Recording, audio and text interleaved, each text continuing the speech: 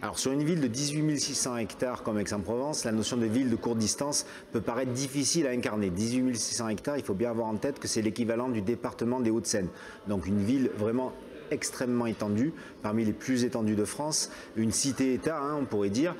Donc la notion de proximité peut être difficile à incarner. Pour autant, c'est une ville qui est marquée par son histoire, donc par son centre-ville, mais qui est marquée aussi par l'histoire de ses quartiers et de ses centralités historiques. On a mené un travail à l'agence d'urbanisme du Pays d'Aix sur justement l'accessibilité des habitants à ses aménités, à ses équipements, commerces, services de proximité, et on a regardé la localisation de ces commerces, la localisation de ces équipements, alors qu'ils soient culturels, sportifs, éducatifs ou de santé, et on a regardé surtout la proportion, la part de la population aixoise qui se situait dans le cœur de ces centralités et à proximité de ces centralités. Il ressort de ces premières études qui restent encore à affiner qu'on est sur une ville qui est organisée autour d'un centre qu'on connaît tous, hyper rayonnant, très dynamique, bien évidemment, mais aussi autour d'une quinzaine de micro-polarités de quartiers qui sont amenés, à condition de les aménager correctement dans les prochaines années, à drainer une population beaucoup plus importante. Aujourd'hui, on a à peu près 3 Aixois sur 4, donc 75% de la population aixoise,